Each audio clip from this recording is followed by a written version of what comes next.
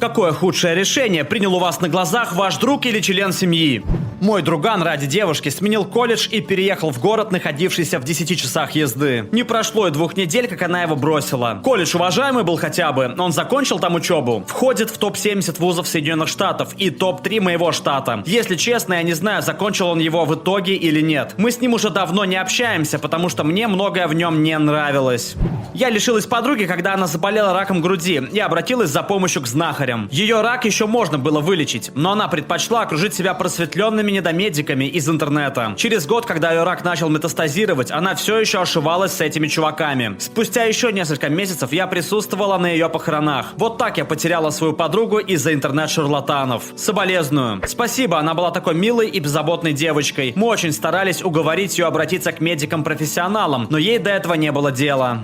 Моя подруга решила уволиться с работы до истечения ее контракта. Так как компания изначально оплатила ей переезд к месту работы, она осталась должна им еще около 10 тысяч. Ее логика была такова, что она устроится на новую работу и будет жить в более дешевом городе, параллельно выплачивая задолженность. Она думала, что сможет вернуть все в течение года, но в итоге из-за того, что она недооценила стоимость переезда и не взяла в расчет некоторые неочевидные траты, ей понадобилось 5 лет. И все это время она жаловалась на нехватку денег. Если бы она доработала последние 6 месяцев контракта, то возвращать бы ничего не пришлось.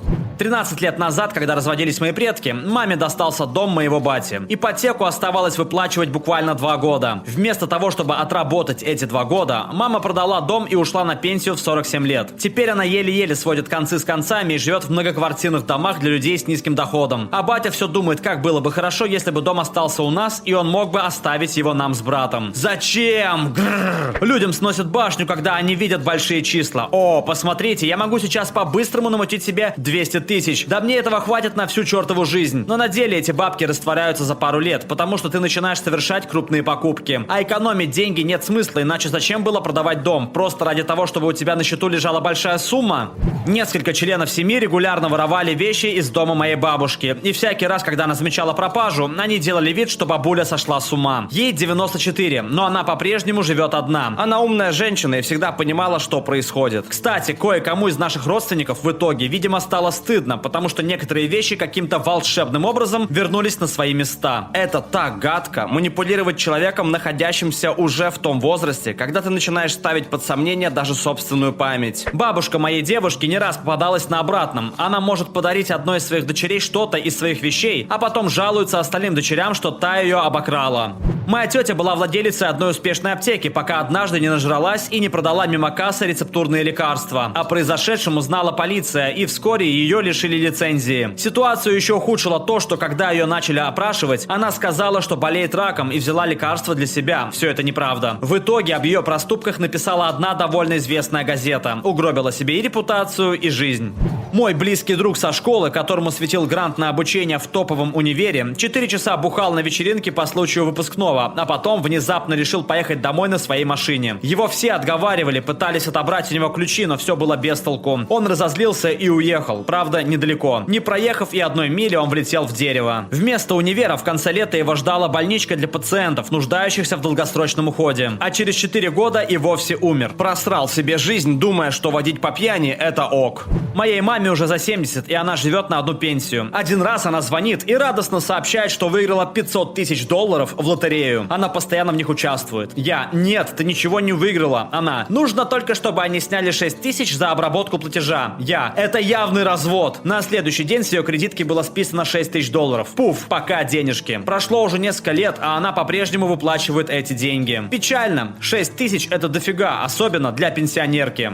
У нашего фургона была какая-то проблема с топливопроводом. Мой папа, храни его Господь, заменил его на кусок садового шланга. Через 2 дня фургон сгорел прямо на моих глазах. Ого, гораздо дешевле было купить новый топливопровод в магазине автозапчастей. И он был бы куда эффективней.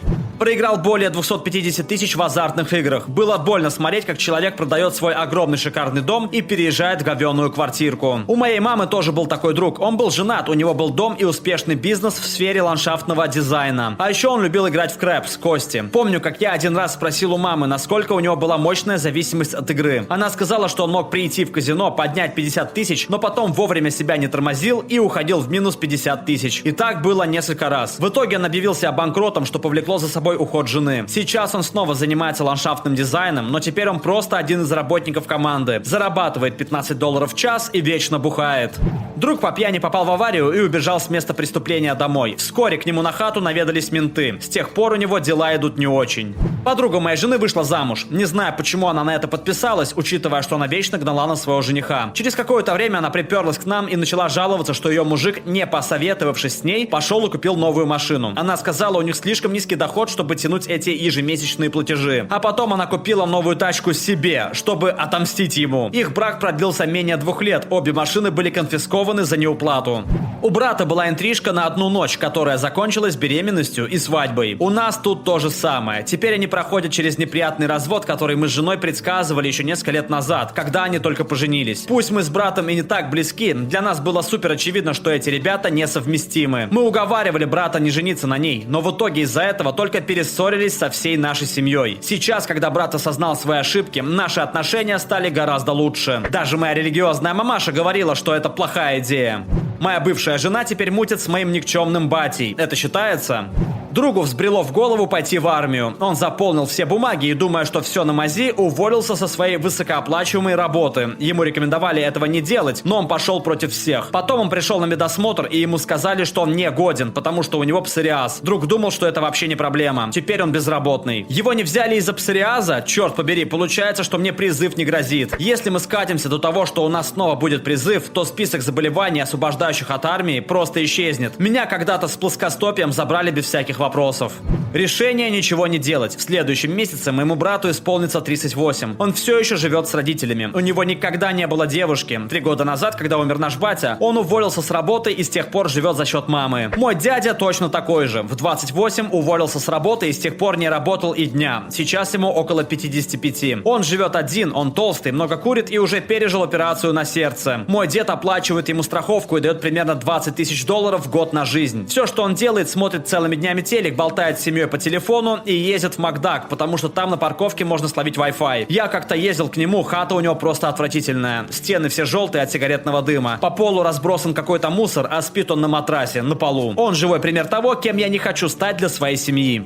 Она взяла кредит на сумму $50 000, чтобы закончить магистратуру в неаккредитованном коммерческом вузе. Сестра взяла отгул на год, чтобы отдохнуть. Под отгулом подразумевалась ежедневная пьянка на ее заднем дворе с 10 утра до самой ночи. Она просрала все свои сбережения и теперь, даже работая на хорошей работе, не может свести концы с концами. Моя 72-летняя бабушка один раз звонит и говорит мне, что садится на самолет в один конец. Спустя 50 лет отношений она променяла деда на какого-то мужика из интернета. С того момента наши отношения сильно изменились. Мой брат отправил $1400 девушке из Нигерии, пообещавшей прилететь к нему в США. Да, я сказала ему, что он придурок.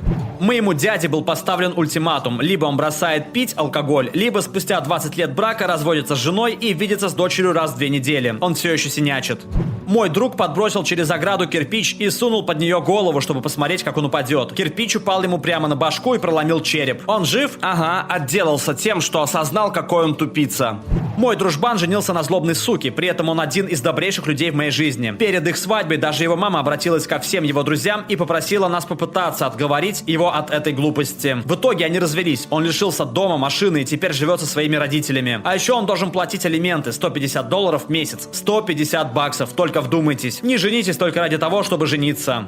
Мой приятель поругался с парнем одной девушки, у которой, как он думал, не было парня. Должен отметить, она была дико красивая. Так вот, я решил глянуть, что там у нее за чел, и оказалось, что он примерно в 3 раза больше моего кореша. Я говорю корешу: чувак, просто прими это как жизненный опыт и отвянь от него. Но нет, ему хотелось надрать ему задницу, поэтому он забил ему стрелу. Я этой логики не понял, но ок. Мы приезжаем на обозначенное место. Так как мы приехали туда сразу после работы, а мой кореш работает менеджером, на нем была рубашка, галстук и хорошие кожаные туфли. А тот чувак оделся чисто на драку: майка, джинсы, берцы. Все длилось недолго. Пока мой кореш подскальзывался и спотыкался, этот чел держал его на вытянутой руке, тем самым не подпуская его к себе. Мне вообще показалось, что он вполне нормальный чувак. Он понимал, что у моего друга нет ни шанса и что он просто понтуется. Во время этой суматохи он сказал моему другу: слушай, тебе меня не одолеть. Неужели тебе так хочется уйти домой с разбитым носом и рваными шмотками? Но мой кореш, подогретый пивасом, был на взводе. Мы опрокинули пару бокалов перед дракой. собакой и хотел доказать свое превосходство. «Хорошо», — сказал парень той девушке и в полсилы зарядил моему корешу в челюсть. Кореш упал и начал пытаться встать, но тут вмешался я, схватил его и сказал «не надо». Затем я поблагодарил того парня за то, что он не прикончил его, и потащил кореша в сторону, пока он матерился и проклинал этого бойфренда. Такая вот комедия.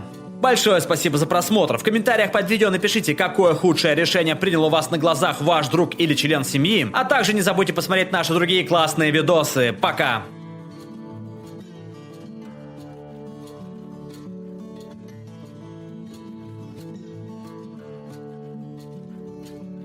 All right, everyone's presentations are done. Nick, the manager, said as he tried to move the discussion forward. Excuse me, I haven't. I recently found out something. Nick interrupted me and began to speak. There's apparently someone in this department who didn't graduate high school and is just a part-timer. Meetings should be for employees only. Absolutely right. His lackey, Mike, of course, agreed with Nick. I'm leaving. After leaving the meeting room, I started to shut down my computer. I noticed that an email had arrived, not in my personal inbox, but in the company's shared email. Thinking, there's no point in speaking up, no one will listen, I went home quietly. The next day, I heard a commotion from Nick's desk.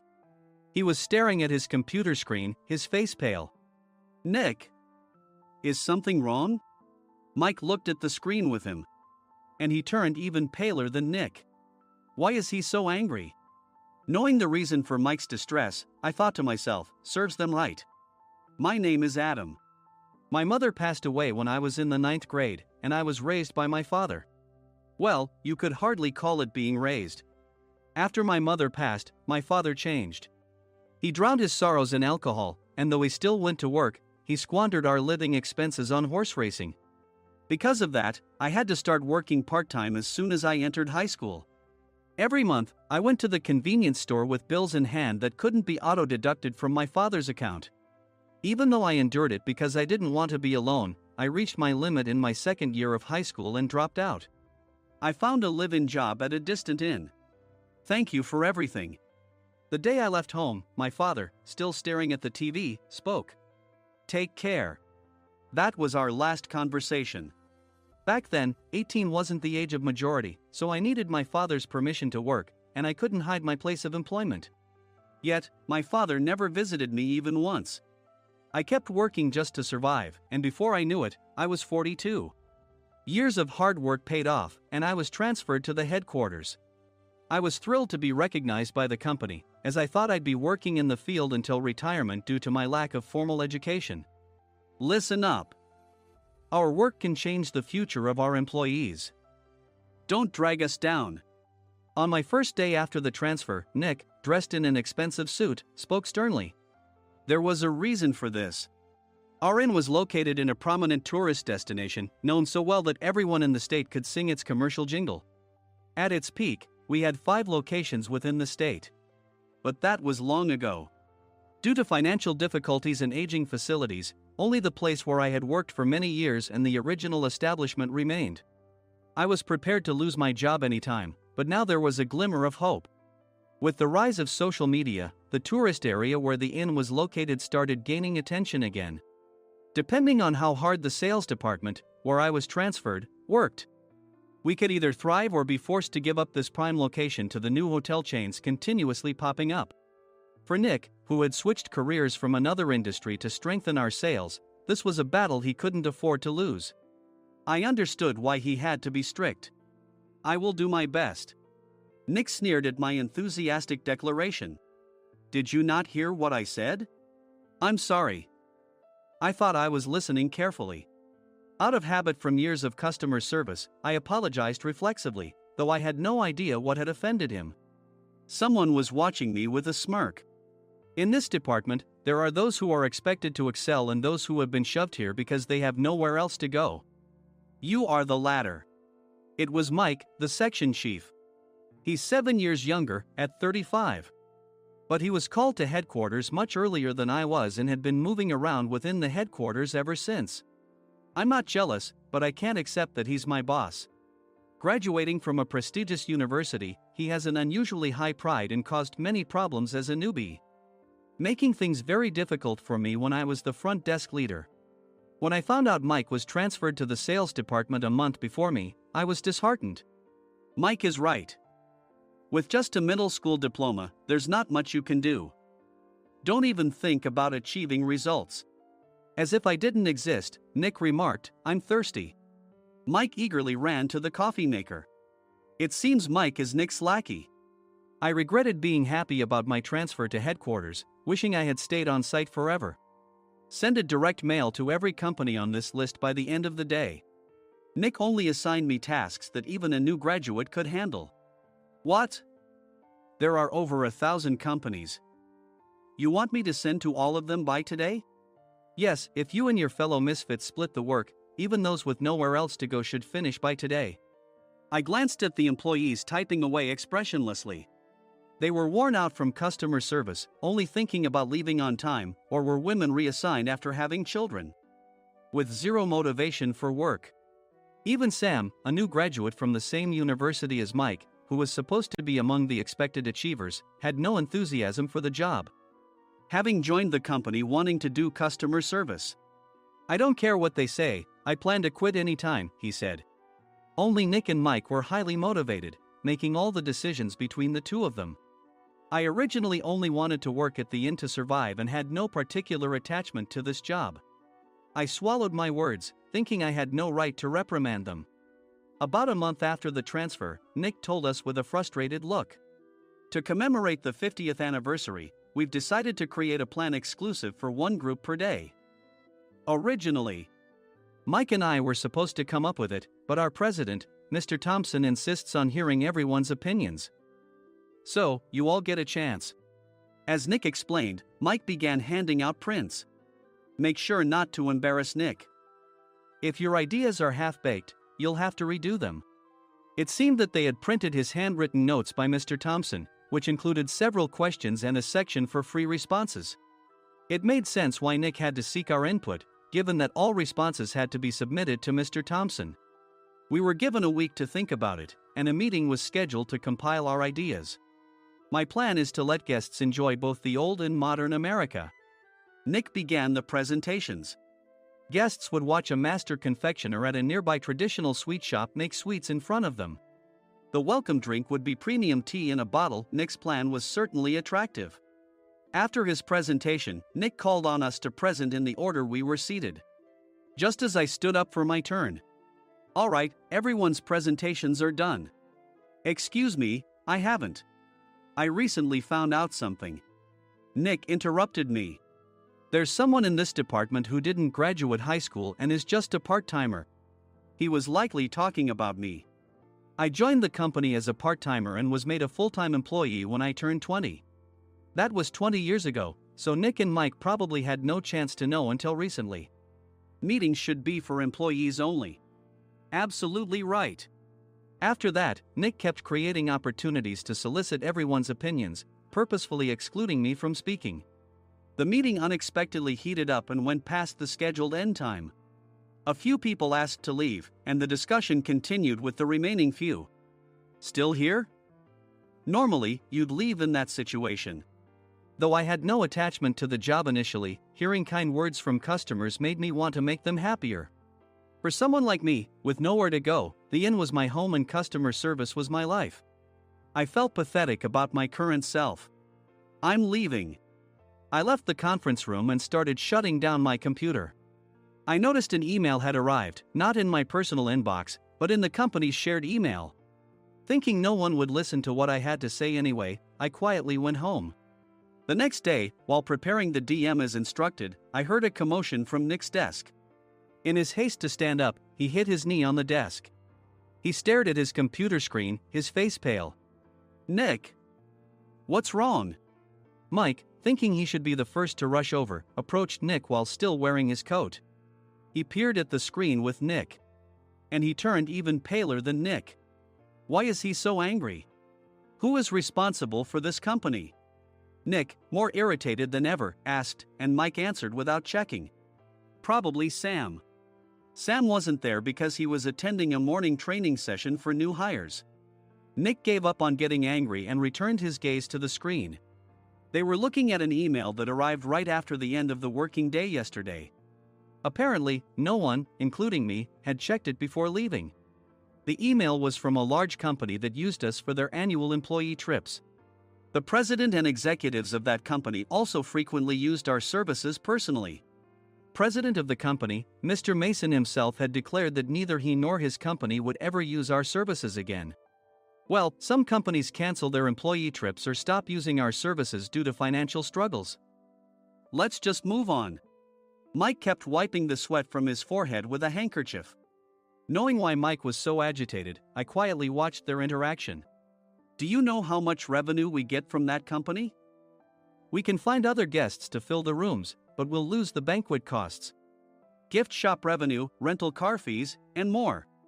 Moreover, the gifts were supposed to be prepared by the traditional confectionery shop involved in Nick's proposed plan. If it's known that we incurred such a huge loss at this critical time, Nick's position in the company would be jeopardized. Nick took a deep breath, seemingly trying to calm himself. All right, Mike. Go to New York right now and apologize to Mr. Mason. What? You're coming with me, right? I have urgent work to do. I trust you, which is why I'm entrusting this to you. Please. Mike, believing Nick's sincerity, agreed with a determined look on his face, saying, yes. That's Nick for you. Even if Mike went to apologize, Nick would shift all the blame onto him if the client didn't change their mind. Well, it was Mike's fault to begin with, so it served him right. About 3 hours later, Sam answered a call from somewhere and repeatedly apologized, saying, I'm very sorry. Everyone watched to see what was happening. After ending the call, he informed Nick with a weary tone. When Mike arrived at the client's company, he only made things worse, further infuriating Mr. Mason. He was demanding, get his boss here immediately.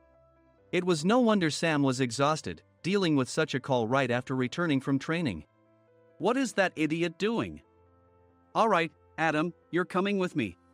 If sacrificing Mike didn't work, then I must be next. Normally, I'd want to refuse at all costs, but I saw an opportunity in this situation. If I can be of assistance, I'd be happy to join you. I obediently followed Nick, and we flew to New York. When we introduced ourselves at the reception, it became clear how serious the situation was, as the receptionist personally escorted us to the president's office. Angry voices leaked through the door, making both Nick and me uneasy. Excuse me. I'm Nick, the supervisor. I understand my subordinate has caused you trouble, and I deeply apologize. Nick, with his experience in the corporate world, knew enough to offer an apology before excuses. However, his customer service skills left much to be desired. I sighed as I saw Mike trembling like a small dog in the corner of the room. What kind of training are you giving your subordinates? Mr. Mason glared at Nick with a red face. The intensity of his gaze made even Nick take a step back. Regrettably, I joined this company only 2 years ago and was unaware of Mike's issues. I should have identified his shortcomings sooner. Indeed. I should have realized sooner. No sensible person would come to apologize and then give a lengthy presentation on the drawbacks of not using their in. Nick froze, his mouth slightly open. Suspecting the worst, I picked up the documents that had fallen to the floor. It seemed Mike hastily prepared these documents on the plane, listing the disadvantages. Disadvantage 1: if you change the venue for the company trip, employees might suspect it's for cost-cutting reasons, leading to a negative impression. Reading it aloud half-jokingly, Nick snatched the papers from my hand and checked the contents with a furious expression. Among the stack of documents was a receipt from a nearby convenience store's copy machine. I felt a pang of dread, hoping he hadn't shown the receipt as well. What do you think he said when I asked what kind of nerve he had to do this? I'm very sorry. Faced with the dire situation, Nick must have thought there was nothing left to do but apologize. In a voice smaller than I'd ever heard from him, he uttered words of apology. He said, I'm a Harvard graduate. I don't believe I said anything wrong. Mike, what have you done? Forgetting his plan to pin the blame on Mike, Nick yelled loudly, even in front of Mr. Mason. I didn't do anything wrong. You're still saying that? Look at him. Mike pointed at me with a shaking hand.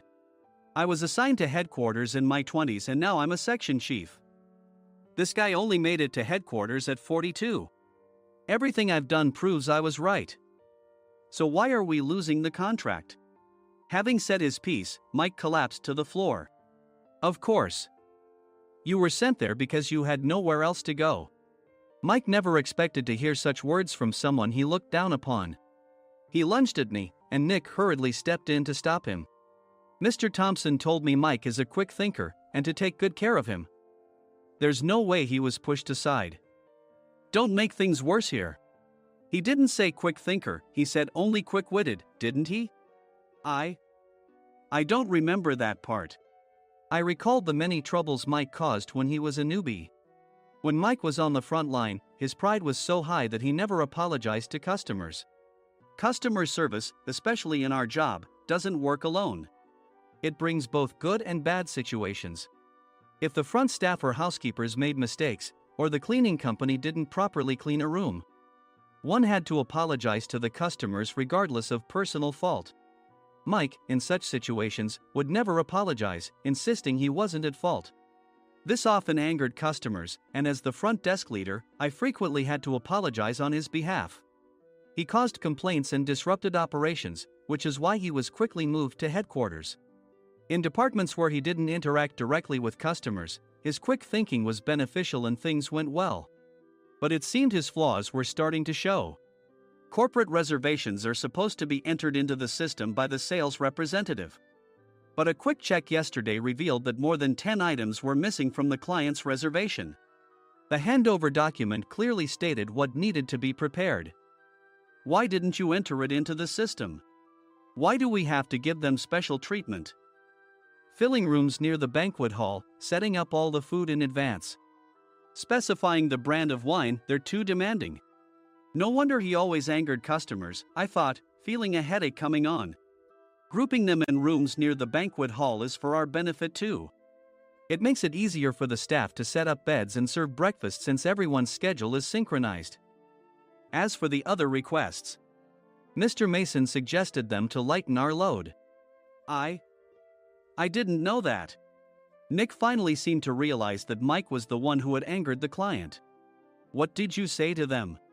I just told them we wouldn't give them special treatment anymore. We shouldn't waste effort on things that don't bring in money. I was utterly exasperated at his lack of understanding of customer service. Of course, we shouldn't comply with unreasonable demands. But carrying over successful practices from past stays makes customers feel remembered and enhances their experience. Good memories encourage repeat visits. That's part of our job. I looked down at Mike, who was sitting on the floor. In our job, nothing is a waste. Mr. Thompson likely moved you to the sales department, hoping you'd finally understand this. How do you think he feels now that you've failed to meet his expectations? Mike, tears in his eyes, fled the president's office. I was amazed he still hadn't apologized. You have it tough, Adam. It's okay, we're all employees of the same company. I deeply apologize for this disrespectful incident. Especially after all the care you've shown us. If it weren't for you, Adam, I really would have stopped staying here. When I heard you were moving to the sales department, I was willing to reconsider if you handled it. Seeing us talk so amicably, Nick's face contorted. Do you two know each other? Adam's service is excellent. I always requested him specifically. Normally, we don't accept specific staff requests, but we made an exception for Mr. Mason, adjusting my shifts accordingly. He had personally stayed at our hotel just before my transfer, and during casual conversation, I mentioned, I'm moving to the sales department soon. If I hadn't told him then, things could have been much worse. Please continue to take care of us. I look forward to it. On the return flight, Nick awkwardly offered me a can of beer. It's still working hours. Of course, I had no intention of forgiving him for a single beer. Nick might try to pin everything on Mike and avoid any consequences. While pondering this, a startling fact came to light. Nick, the tea bottles for the plan have arrived. I handed Nick a bottle labeled with our inn's name. They look good. What are you talking about? These are plastic bottles. I had assumed we would use the trendy, high-end bottling tea. But what arrived were ordinary plastic bottles of tea with customized labels. The only unique aspect was the label, which had the inn's name, making it look customized. Upon further investigation, I discovered that a substantial amount of money was set to be paid to the tea company. It was priced like bottling tea. Does this plastic bottle really cost $100 each? The tea inside is specially blended for us. The extra cost is for that. Wouldn't it be better to use another tea company? Or is there a specific reason we must use this one? As Nick continued to make excuses, I showed him a printed email. I informed the tea company's president, Mr. Mitchell, that we discovered irregular payments and he confessed. He said you two were high school classmates and planned to split the extra money. That idiot. Why did he confess? That's not important. You should worry about yourself, this could turn into a police matter. Opening the bottle cap, I suggested. How about calming down with this tea? It supposedly has a relaxing effect. Nick drank the tea frantically. In the following days, decisions were made about their fates. Mike was reassigned to the General Affairs Department, with no chance of transfer or promotion, as per Mr. Thompson's orders. As for Nick, since the payment to the tea company hadn't yet been made, he narrowly avoided legal trouble. Instead, he was encouraged to leave the company, and to avoid further complications, Nick submitted his resignation. Rumor has it that connections between HR departments have made it difficult for him to find new employment. Even though it was good to have those two gone, something unexpected happened in the sales department. Everyone became motivated and united in refining the 50th anniversary plan. In the end, my plan was adopted. We collaborated with the Tourist Information Center to provide personalized guides. The plan, tailored to the number of guests, was truly special for the 50th anniversary. Hey, is Adam's family coming to stay? I immediately booked that special plan for my family. Sam noticed it on the reservation list and quickly picked up on it. Yes, I'm inviting my father. That's great. I might invite my parents too. I lacked the courage to face my father just as Adam. But here, with the confidence Mr. Mason praised, I felt ready. The 50th anniversary plan was a perfect opportunity to reconnect with my father. I hoped to bring back the days when we could laugh together as we once did.